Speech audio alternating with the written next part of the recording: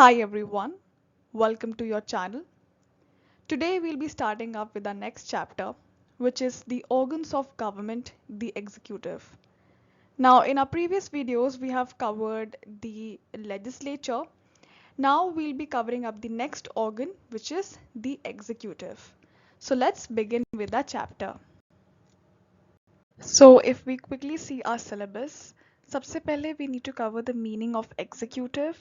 Then we have to study about the difference between the political and the permanent executive in India. Then political executive in India and USA, a comparative study. Then we need to cover the powers and the functions of executive heads of India, which is President and Prime Minister. And then we need to cover of USA, President. Alright.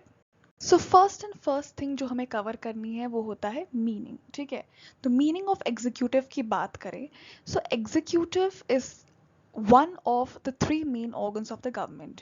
इसका मतलब ये कि जो तीन organs होते हैं, जो कि लेजिस्लेचर, एग्जीक्यूटिव एंड जुडिशरी, तो वही तीन ऑर्गन्स ऑफ द गवर्नमेंट में से एक ऑर्गन हमारा एग्जीक्यूटिव का होता है. अब एग्जीक्यूटिव का काम क्या होता है? It is mainly responsible for implementing laws and administering the country. क्या मतलब? It is mainly responsible for implementing. देखो, लेजिस्लेचर का काम होता है लॉज एंड पॉलिसीज को बनाना, एंड उन्हीं लॉज एंड पॉलिसीज को कंट्री में इम्प्लीमेंट करने का काम एग्जीक्यूटिव का होता है. ठीक है, एंड कंट्री में कैसे वो लोग उसको फॉलो कर रहे हैं कि नहीं कर रहे हैं, लोगों को इनफैक्ट उन सारी पॉलिसीज को फॉलो करवाना, ये सबका काम, ये सबको देखने का काम, ये सब देखभाल करने का काम किसका होता है? वो सारा काम एग्जीक्यूटिव का होता है. सो वही कह रहे हैं कि it is mainly responsible for implementing laws and administering the country. Now अगर हम लोग मीनिंग समझे, so there are two meanings of executive. ठीक है, ब्रॉडर सेंस में समझे तो ब्रॉडर सेंस में it includes both political leaders and civil servants. So तुम्हारे, अगर हम ब्रॉड सेंस में बात कर रहे हैं, एग्जीक्यूटिव को तुम ब्रॉड सेंस में एक्सप्लेन करते हो, then you have to include both political leaders, जिसमें तुम्हारे आ जाते हैं prime ministers, ministers, head of departments and everyone, and then civil servants जैसे कि IAS, IPS and all those people who are administering the country. All right. The second thing, if we talk about in narrow sense में सिर्फ और सिर्फ अगर हम executive की बात करें, तो it only consists of the political leaders. इसमें तुम्हारे civil servants include नहीं होते हैं.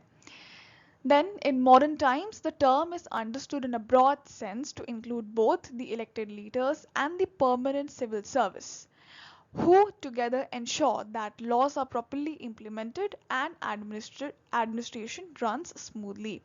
तो बेसिकली तुम्हें मीनिंग में इतना ही समझना है कि जो एग्जीक्यूटिव है एक बहुत ही मेन ऑर्गन है, मतलब एक पार्ट है of the organs of the government, and इसकी रिस्पॉन्सिबिलिटी होती है to implement laws and to administer the country.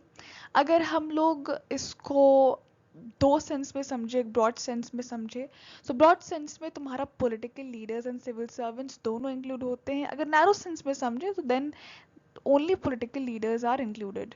ठीक है, एंड अगर हम लोग वैसे ओवरऑल देखें मॉडर्न टाइम्स में क्या है, हम लोग ब्रॉड सेंस को ही कंसिडर करते हैं, जहाँ पे we include both political leaders as well as the civil servants, जो कि इंश्योर करते हैं कि जो लॉज हैं वो प्रॉपरली इम्प्लीमेंट हुए हैं and the administration runs smoothly. ठीक है, this is all about the meaning of executive. अब हम लोग डिस्कस कर रहे होंगे difference between the permanent and the political executive in India. हमेशा दिमाग में ध्यान रखना कि जब भी डिफरेंस तुमसे पूछा जाए तो तुम डब्बों को बना के एक्सप्लेन कर रहे हो, मतलब ऐसे कॉलम्स बना लेना, उसके बाद एक्सप्लेन करना. अब तुम कॉलम सिर्फ दो कॉलम नहीं बना रहे होगे, तुम तीन कॉलम्स बना रहे होगे, जिसमें तुम बेसिस लिख रहे होगे एंड उसके बाद जो भी मैटर में तुम डिस्कस करना है हम उसके बारे में लिख रहे होंगे. जैसे कि हम यहाँ पे पॉलिटिकल और परमानेंट के बारे में बात कर रहे हैं, सो यहाँ पे आप लोग basis लिखोगे and then after that you will be writing the political executive and permanent executive. ठीक है, सबसे पहले हम बात करते हैं फर्स्ट पॉइंट की, which is ministers and civil servant. So political executive के अंदर it includes the head of state and ministers. Political executive के अंदर हेड ऑफ स्टेट आते हैं, जो कि प्रेसिडेंट हो गए, प्राइम मिनिस्टर हो गए, एंड बाकी सारे काउंसिल ऑफ मिनिस्टर्स हो गए। ऑलराइट, परमानेंट एग्जीक्यूटिव के अंदर सिविल सर्वेंट्स होते हैं, जैसे हमारे IAS, IPS and all the other civil servants. They work in the government departments, तो इन लोग के अलग अलग डिपार्टमेंट्स होते हैं, ठीक है, and help run the country. So हर एक डिपार्टमेंट में सिविल सर्वेंट्स जो होते हैं वो काम करते हैं, and then that's how they help us to they help run the country. Okay, दूसरी चीज़ की बात करें, पॉलिटिकल वर्सेस नॉन पॉलिटिकल। सबसे पहले हमने बस बता दिया कि पॉलिटिकल एग्जीक्यूटिव के अंदर हेड ऑफ स्टेट और मिनिस्टर्स होते हैं, एंड परमानेंट एग्जीक्यूटिव के अंदर होते हैं सिविल सर्वेंट्स। ठीक है, अब हम बताते हैं कि पॉलिटिकल वर्सेस नॉन पॉलिटिकल, कि कौन पॉलिटिकल है कौन नॉन पॉलिटिकल है। नाम से पता चल जा रहा है, पॉलिटिकल एग्जीक्यूटिव जो होते हैं वो लोग पॉलिटिकल लीडर्स होते हैं। अब ये जो पॉलिटिकल लीडर्स होते हैं, they are elected by the people, या तो they are elected by the people, या तो they are appointed by the head of state. They take part in the politics. दूसरी तरफ हम बात करें परमानेंट एग्जीक्यूटिव की, दे आर नॉन पॉलिटिकल। इसका मतलब they do not join any political parties or take part in the political fights. They work neutrally no matter which party is in power. So बस यही समझना है। First point में बोला कि जो पॉलिटिकल एग्जीक्यूटिव होते हैं उसके अंदर तुम्हारे हेड ऑफ स्टेट होते हैं और मिनिस्टर्स होते हैं। परमानेंट एग्जीक्यूटिव के अंदर तुम्हारे सिविल सर्वेंट्स होते हैं। दूसरी बात आ जाती है कि यही जो पॉलिटिकल एग्जीक्यूटिव होते हैं, these are the political leaders जिन्हें लोगों ने अपॉइंट किया होता, सॉरी लोगों ने इलेक्ट किया होता है, या तो हेड ऑफ द स्टेट ने अपॉइंट किया होता है। तो ये लोग पूरा पॉलिटिक्स में पार्ट लेते हैं, मतलब इनकी कोई खुद की पॉलिटिकल पार्टी होगी, ये लोग पॉलिटिकल पार्टी के पार्ट होंगे, पॉलिटिक्स लड़ रहे होंगे, तो ये पॉलिटिकल एग्जीक्यूटिव है। परमानेंट एग्जीक्यूटिव में ऐसा नहीं होता है, ये बिल्कुल नॉन पॉलिटिकल है, ये बिल्कुल बिल्कुल न्यूट्रल रहते हैं, चाहे जो भी पॉलिटिकल पार्टी पावर में हो बिल्कुल न्यूट्रल रहते हैं। ये कोई भी पॉलिटिकल पार्टी ज्वाइन नहीं करते हैं, ठीक है, ना ही किसी पॉलिटिकल फाइट में ये लोग पार्ट लेते हैं, ठीक है।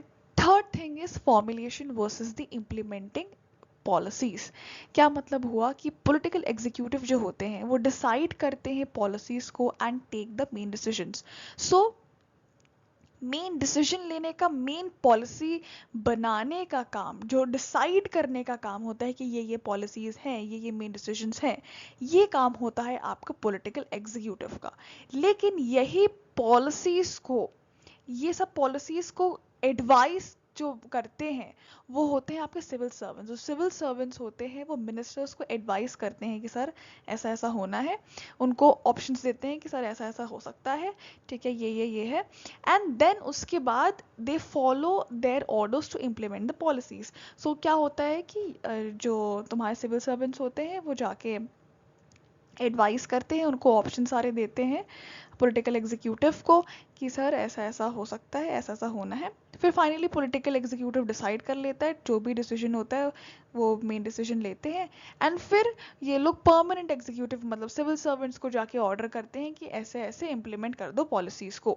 आई hope you are getting what I am trying to say. Fourth thing is the accountability. Now accountability में पॉलिटिकल एग्जीक्यूटिव की बात करें, so it is answerable to the people and the legislature. They must face elections every few years। Permanent executive में क्या होता है, वो लोग डायरेक्टली पीपल से आंसरेबल नहीं होते, but they are answerable to the political executive. So ministers can take action against them if they break rules, but only as per the service regulation. Accountability का में क्या चीज़ है कि जो भी डिसीजंस पॉलिसीज ली गई हैं, ठीक है, that they are answerable to the people and the legislature. मतलब जो भी वो एक्शंस ले रहे हैं they have to be answerable to the people and the legislature. लेकिन परमानेंट एग्जीक्यूटिव जो भी एक्शंस लेते हैं वो डायरेक्टली लोगों से जाके आंसर नहीं करेंगे, वो जाके पॉलिटिकल एग्जीक्यूटिव को अपने एक्शंस के बारे में for whatever they are doing, for whatever actions they are responsible, वो सब they are responsible to the political executive. ठीक है, अगर कोई भी गलत एक्शन होता है तो मिनिस्टर्स जो होते हैं वो उनके अगेंस्ट कोई भी एक्शन ले सकते हैं। मतलब जैसे कि अगर कोई भी परमानेंट एग्जीक्यूटिव ने कोई भी गलत डिसीजन लिया या कोई भी रूल्स को ब्रेक किया, तो मिनिस्टर जो होते हैं political executive, they can take action against them as per the service regulation. I hope you are getting all those 4 points.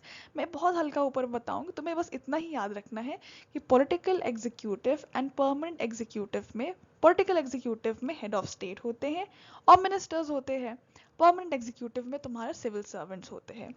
अब ये जो पॉलिटिकल एग्जीक्यूटिव है वो लोग पॉलिटिकल लीडर्स होते हैं, ठीक है. तो वो लोग पॉलिटिक्स में पार्ट लेते हैं. ये लोग पीपल द्वारा डायरेक्टली इलेक्ट किए जाते हैं, they are appointed by the head of state. और परमानेंट एग्जीक्यूटिव जो होता है वो बहुत ही पॉलिटिकल न्यूट्रल होते हैं. चाहे जो भी पॉलिटिकल पार्टी पावर में हो, वो किसी का साइड नहीं लेंगे. दे आर न्यूट्रल, मतलब वो दोनों के साइड है, दोनों के साइड नहीं भी है, ऐसा सीन हो जाता है. और परमानेंट एग्जीक्यूटिव जो होते हैं वो एडवाइस देते हैं जाके मिनिस्टर्स को कि सर ऐसी ऐसी पॉलिसीज बननी है, ये ऑप्शंस है. और उसमें फाइनल डिसीजन जो होता है वो होता है पॉलिटिकल एग्जीक्यूटिव का. फिर पॉलिटिकल एग्जीक्यूटिव जो है वो परमानेंट एग्जीक्यूटिव को ऑर्डर्स देते हैं कि ऐसे ऐसे इम्प्लीमेंट करा दो पॉलिसीज को. फिर ये परमानेंट एग्जीक्यूटिव अपना काम देख लेती है, वो एडमिनिस्टर करती है. अकाउंटेबिलिटी में क्या है कि जो भी एक्शंस, जो भी रिस्पॉन्सिबिलिटी वो लोग ले रहे हैं, they have to be answerable to the people and the legislature. ये पॉलिटिकल एग्जीक्यूटिव की बात हो रही है.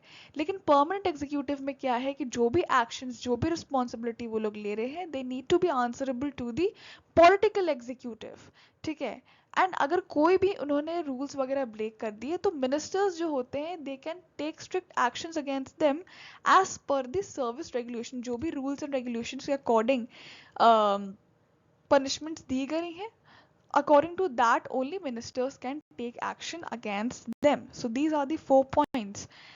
अब हम next to last points देख लेते हैं, ठीक है, which is amateurs and versus the experts, ठीक है. So political executive जो होते हैं, they may not have professional knowledge of the department they lead. For example, a lawyer can be a defense minister, or someone with no background in finance can be a finance minister. अगर हम लोग permanent executive की बात करें तो they are highly trained professionals in their field. They get jobs through tough exams, receive special training and keep upgrading their skills. So क्या scene रहता है यहाँ पे कि जो पॉलिटिकल एग्जीक्यूटिव होते हैं ना, ज़रूरी नहीं है कि उन्होंने प्रोफेशनल नॉलेज गेन की हो in whatever department they, like whatever portfolio they are getting. If they are getting the portfolio for defense minister, so ज़रूरी नहीं है कि वो पहले डिफेंस में हो, so इसीलिए उन्हें डिफेंस मिनिस्टर बनाया गया है. वो लॉयर हो सकते हैं, वो टीचर हो सकते हैं, वो कोई भी हो सकते थे, पहले बिजनेसमैन हो सकते थे, ठीक है. So he can be defence minister. ज़रूरी नहीं है कि उनको डिफेंस में ही होना ज़रूरी था, वो प्रोफेशनल नहीं है बिल्कुल भी, ठीक है. फाइनेंस मिनिस्टर ज़रूरी नहीं है कि उनका बैकग्राउंड फाइनेंस से हो, उनका बैकग्राउंड आर्ट्स से भी हो सकता था, ठीक है. सो लेकिन अगर हम परमानेंट एग्जीक्यूटिव की बात करें, हमारे सिविल सर्वेंट्स की बात करें, वो लोग बहुत ही ज़्यादा हाईली ट्रेंड होते हैं. वो लोग एग्जाम्स देते हैं जैसे यूपीएससी, ठीक है. उनको स्पेशल ट्रेन किया जाता है, उनके स्किल्स को अपग्रेड किया जाता है, उनको रिफ्रेशमेंट कोर्सेज भी दिए जाते हैं ताकि वो लोग they keep up upgrading their skills. So that's how the difference is initiated here कि जो political executives होते हैं, they are not that much professional. They are not, it is not important कि वो professional field से ही हो. However, permanent executive जो होते हैं, they are very well professional, highly trained officials. Alright.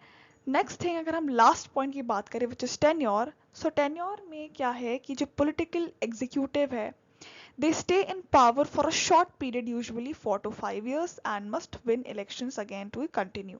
तो वही जो लोकसभा का टेन्योर होता है 4 से 5 साल का, ठीक है. आई मीन लेजिस्लेचर का जो टेन्योर होता है, नॉट लोकसभा, लेजिस्लेचर का जो टेन्योर होता है विच इज 4 to 5 years. तो या उसके according they stay in power, ठीक है. एंड अगर उन्हें फिर से वापस आना है अपनी गद्दी पे तो उनको लड़ना पड़ेगा इलेक्शंस फिर से। लेकिन परमानेंट एग्जीक्यूटिव में आपका सीट फिक्स हो गया है, एक बार आपने एग्जाम क्लियर कर लिया, क्वालिफाई कर लिया, फिर आपका लॉन्ग टर्म का सर्विस पीरियड होता है जब तक आप रिटायर नहीं हो जाते, 55 से लेकर 60 साल तक। ठीक है, ये आपका टेन्योर पीरियड रहता है। बहुत सिंपल सा 6 पॉइंट्स आपने समझ लिए। यहाँ पे बस तुम्हें वही 2 पॉइंट पे ये समझना है कि जो पॉलिटिकल एग्जीक्यूटिव होते हैं ज़रूरी नहीं है कि उनको प्रोफेशनल फील्ड का होना चाहिए, और वो लोग 4 से 5 साल के लिए सर्व करते हैं, उनका टेन्योर इतना होता है। परमानेंट में क्या है, वो लोग हाईली ट्रेन होते हैं, बहुत ही टफ एग्जाम्स देते हैं, ट्रेनिंग वगैरह लेके आते हैं, एंड इनका सर्विस पीरियड 55 टू 60 ईयर्स तक का होता है, जब तक वो रिटायर नहीं हो जाते हैं। So that is it for today's video. ठीक है, आज हमने इतने टॉपिक्स कवर कर लिए हैं। Next we'll be covering up more topics, फिर हम इस चैप्टर को ख़त्म कर लेंगे, and then again we'll be discussing the MCQs and all the PYQ questions. Alright, तब तक अच्छे से पढ़ो, टॉपिक्स को समझो, अच्छे से नोट्स बनाओ। ठीक है, अच्छे से नोट्स बना के learn them, revise them, very important, and I hope you all do well in your exams. Thank you so much for watching this video. समझ आया हो अगर तो प्लीज़ चैनल को सब्सक्राइब कर देना, लाइक कर देना वीडियो को। कोई भी डाउट हो या कोई भी सजेशन हो, कमेंट सेक्शन में बता देना। प्लीज़ अपने फ्रेंड्स के साथ शेयर कर देना। Till then I'll meet you in the next video. Till then, keep watching, keep learning. अच्छे से पढ़ो. Alright, bye bye.